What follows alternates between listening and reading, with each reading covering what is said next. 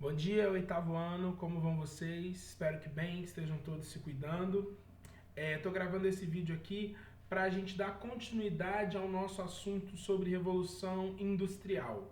Né? Na semana retrasada você recebeu o primeiro vídeo, onde eu falei como que esse movimento se consolidou aí na Inglaterra. Né? O que a Inglaterra tinha que possibilitou aí o crescimento industrial, política e economicamente, e como que esse movimento vai mudar aí aquele cenário, né, inglês, que passa a ser um cenário urbano, que passa a ser um cenário comercial, a gente deixa para trás aquelas relações feudais, isso tudo a gente discutiu na última aula. Pois bem, hoje eu venho aqui para a gente refletir um pouquinho sobre sobre as mudanças sociais, especialmente, que a Revolução Industrial vai trazer para a Inglaterra e posteriormente para o mundo inteiro. Afinal, a indústria ela realmente se consolida aí como uma força muito grande dentro da sociedade capitalista atual. Pois bem, para a gente falar disso, eu só queria relembrar onde que a gente parou rapidão. Porque o que a gente disse? Que existe um modo de vida e de pensamento burguês, né? Que a burguesia traz. E que a partir do momento em que a burguesia agora é a grande líder política da Inglaterra, afinal é uma monarquia parlamentarista e o parlamento é burguês, a gente tem com todo aquele processo que a gente falou no outro vídeo, da lei dos cercamentos, a formação da classe operária, as pessoas vindo trabalhar nas fábricas, a consolidação do trabalho das fábricas, né, em detrimento do trabalho das manufaturas e do trabalho do artesão. E aí você tem então, né, aquela questão da alienação dos trabalhadores agora que fazem só parte de que os trabalhadores agora fazem parte apenas de um pedaço do processo de fabricação de um produto, né? É contrário do artesão que participava de tudo. Agora você só faz ali uma função dentro desse produto, você não sabe mais quem que é o seu público-alvo, né? Você produz em grande quantidade para mercado externo, para vender, toda aquela lógica burguesa que a gente discutiu na última aula. Pois bem, a partir disso, você tem a formação aí nas cidades inglesas de dois grupos, né? E é sobre esses grupos que a gente tem que discutir. Então, só lembrando, você tem um trabalho nas grandes cidades, um trabalho que agora ele é automatizado, né? Maquinário, as máquinas estão sendo utilizadas, essas fábricas, então, são grandes galpões com máquinas e os operários vão lidando com essas máquinas para produzir aí produtos de grande qualidade e em grande quantidade. Grande qualidade, né? A partir disso, as relações de trabalho começam a mudar na Inglaterra. Né? Existe uma grande questão aí sobre, por exemplo, a valorização da ideia do relógio. Porque agora você tem o horário de entrar no trabalho, o horário de sair do trabalho, o horário, né? O horário dita algumas coisas. Então, existe a chamada ditadura do relógio, que é algo que a gente tem até hoje. Se a gente pensar que a burguesia se consolidou no século XVIII e até hoje essa consolidação permanece, você tem o horário de entrar na aula, mesmo na aula online. A gente tem um horário marcado, né? Para que uma sociedade que busca o lucro, para que uma sociedade que tem como base a acumulação de capital, como é a nossa, e essa acumulação de capital começou também por conta disso, para que ela funcione, as regras que a burguesia estabelece têm que aparecer. Então, essa ideia de ter horário para começar, ter horário para trabalhar, isso é algo que existe até hoje, né?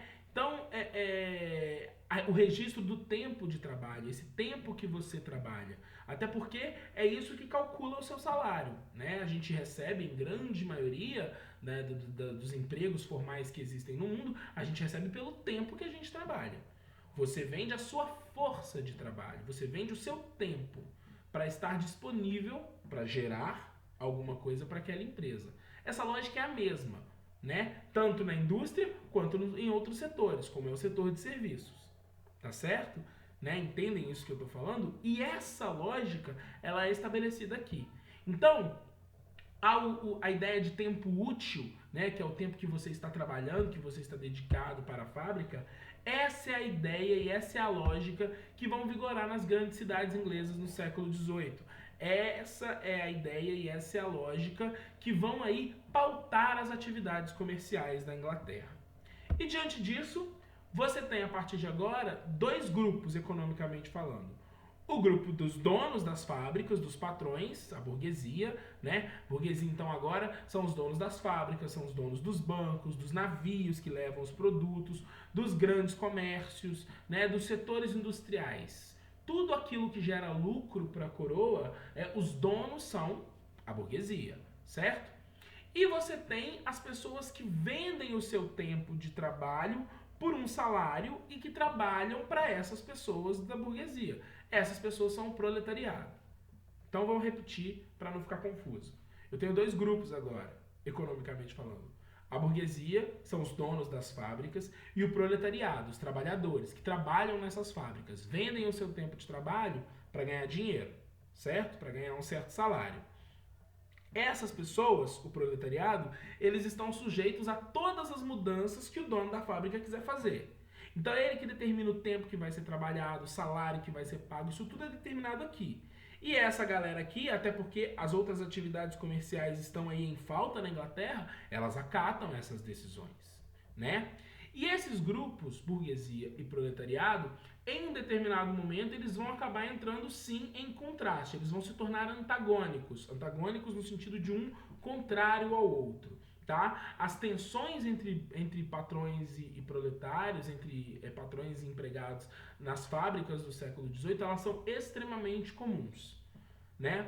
É claro que hoje em dia essa relação patrão e empregado ela é muito mais complexa, porque a nossa sociedade ela enxerga o mundo do trabalho de forma muito mais complexa.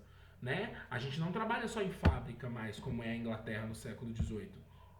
Mas, no geral, existe um certo antagonismo. E esse antagonismo, no caso da Inglaterra, ele tem a sua razão de ser sim. Porque o que acontece? Pense que as primeiras pessoas que formaram essa classe de operários, elas vieram dos campos, porque acabou os cercamentos, né? Teve a política de cercamento, acabaram-se os campos comuns, essas pessoas vêm para as cidades para trabalhar, e aí, o que se torna muito comum? A jornada de trabalho numa fábrica nesse momento era de mais ou menos 15 horas. O salário era miserável, então a pessoa não tinha condição de viver uma vida confortável. Então essas pessoas viviam acomodadas em casas germinadas. Casa germinada é aquela que é uma do lado da outra. Vai o cara, a mulher e os 12 filhos que ele tem, sendo que ele, a mulher e os 12 filhos trabalham na fábrica, sendo que a mulher e a criança ganham pouco, né? Se você pegar o slide que eu coloquei junto com esse vídeo, né? Inclusive eu quero que você faça isso, abre o slide lá. A primeira imagem que eu coloquei para você é a imagem de duas crianças trabalhando numa fábrica.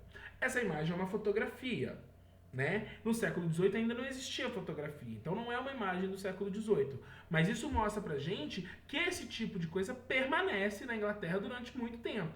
Não só na Inglaterra, né? Onde tem indústria, houve trabalho infantil, né? E um trabalho infantil muito pesado. É criança trabalhando 16 horas por dia e ganhando menos do que o pai ganhava. Mulheres, né, que engravidam, né, que têm aí as suas questões, trabalhando 16 horas por dia e ganhando menos. Acidente de trabalho o tempo inteiro, estão mexendo com máquina. Para a máquina dar um mau funcionamento, então a pessoa perde dedo, a pessoa perde mão, a pessoa perde braço. E o que garantia que isso não ia acontecer? Nada. Né?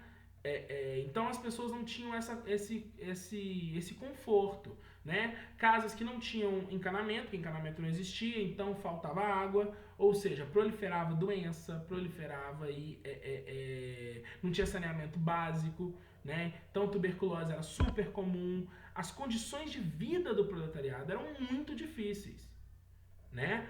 E isso é um contraste em relação aos lucros que os grandes burgueses vão ter com o trabalho desses caras na fábrica. Então o cara trabalha 16 horas por dia, segue regra ali bonitinho, né? Na hora que o relógio bateu 8, tá lá dentro, na hora que o relógio bateu 20 horas, sai de lá, entendeu? Para voltar 8 horas de novo, dorme mal, come mal, perde uma mão ali, tem que continuar trabalhando. Isso vai fazer com que as tensões comecem a aumentar, né? Até coloquei uma charge aí, né, para você ver aí no slide, que é a classe trabalhadora, de certa forma, carregando os grandes burgueses. E olha que a gente está falando de muito pouco tempo depois, pouco tempo nem tanto, mas de algum tempo depois, que as ideias do liberalismo econômico já tinham sido, né, divulgadas. Locke já tinha existido na Inglaterra. Locke dizia que todo mundo tinha o direito à propriedade e à felicidade. O operário vive feliz? Sendo que ele tem essas condições difíceis de trabalho? Não vive. Percebe? E é por isso, então, que o movimento operário vai surgir. Essa ideia de uma organização política dessas pessoas que estão aí sofrendo tanto e que querem aí se organizar para ter melhores condições de trabalho. Há uma certa percepção aí. É claro que esse antagonismo, ele não é só por conta daquilo que eles sentem, ou pelo menos não no começo, não é só por causa das condições de trabalho. Ele vai ganhar força, né, diante de algumas teorias que são filosóficas, diante de teorias econômicas. É como se o operário percebesse que, olha, esse patrão lucra muito com o meu trabalho, mas ele depende do meu trabalho. Se eu não for trabalhar, ele não ganha, ele não lucra. Então eu quero ter condições melhores de trabalho, né? É esse raciocínio que parece simples, mas que vai surgir lá ao longo de outras teorias econômicas e políticas, né? Que vai fazer com que esse antagonismo, com que essa rivalidade aumente, né? Então, o que eu estou te dizendo, né? Só para a gente resumir. Em princípio, existe uma crítica, né, dos operários às condições de trabalho dentro das fábricas. Só que à medida em que o tempo vai passando, especialmente no século XIX, toda a lógica burguesa, toda essa lógica que eu te falei no começo desse vídeo, vai começar a ser questionada, né? Toda essa ideia de lucro, de trabalho urbano, de fabricação, essa ideia da alienação, isso tudo vai ser questionado. Não é só uma crítica às condições de trabalho mais, é uma crítica ao sistema econômico burguês e capitalista, né? De acúmulo de capital. Porque são poucas as pessoas que estão acumulando esse capital e muitas estão trabalhando para isso. E o movimento operário, então, ele surge a partir desse questionamento que aparece nesse momento. E aí, existem as formas de organização operária, né? Basicamente, a gente tem duas que aparecem com muita força nesse momento. A primeira delas é a chamada ludismo, né? São os ludistas.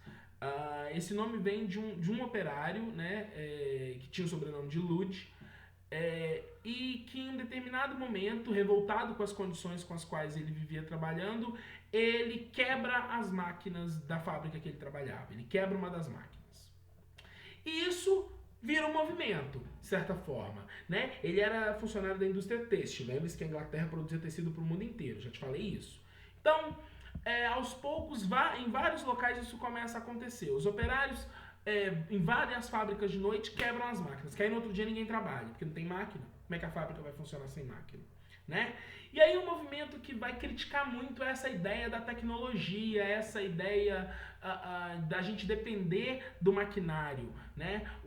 Até existem críticas aos ludistas porque eles não viam que o sistema que era o inimigo do operário, né? Eles achavam que o inimigo era a tecnologia, era a máquina, e não é, né? Não necessariamente é. Então, esse movimento cresce, ele acaba sendo proibido, vários ludistas são presos, a galera é espancada, alguns são inclusive executados, são mortos, mas eles eram contrários no começo a essas jornadas de trabalho, né, queriam as leis trabalhistas, mas criticavam muito a dependência que o sistema econômico vai ter da tecnologia. Diziam que era melhor que os seres humanos cuidassem desse tipo de movimento, coisa que não acontecia na época.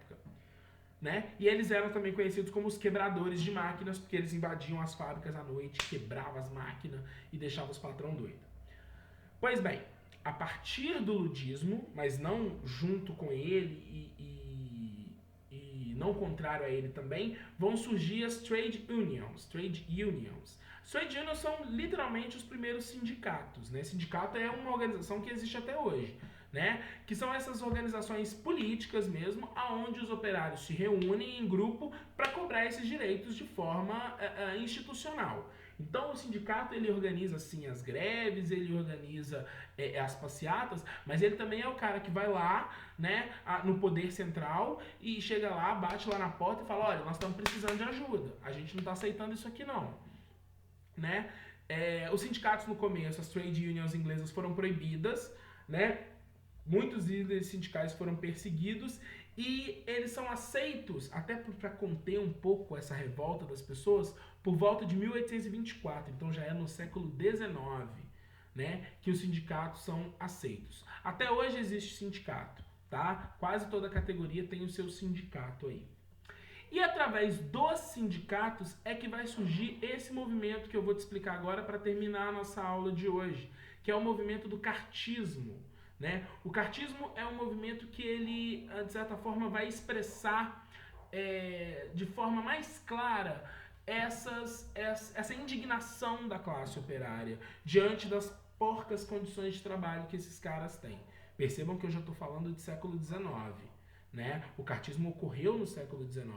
Então, uma cobrança que vem desde o século XVIII e que ela é uma luta contínua. Né? E o cartismo, o que aconteceu? Em 1838, alguns sindicatos se uniram e escreveram uma carta ao parlamento inglês. Nessa carta, eles exigiam aí que todos os homens pudessem votar, porque até então nem todo homem votava, né, o sufrágio universal masculino, e que os líderes dos movimentos operários, que já eram aceitos, pudessem ser escolhidos para ir para o parlamento. Eles querem participação política também. Eles são a força motora da economia inglesa e querem participar das decisões políticas. Né? Uma primeira carta foi escrita em 1838, houve algumas passeatas aí, favoráveis a isso, que foram massacradas aí pela polícia, foram proibidas, e 2 anos depois, em 1840, uma segunda carta é enviada. Essa carta teve mais de 3 milhões de assinaturas. Basicamente, né, quase todos os homens ingleses da época assinaram essa carta, exigindo isso. E é a partir daí que a Inglaterra começa a conceder algumas coisas mais fortes aí para os operários ingleses. Então, só para a gente concluir, o movimento operário ele surge como uma consequência da lógica burguesa de economia, da lógica capitalista, né? E o movimento operário vai se entender ao longo do tempo como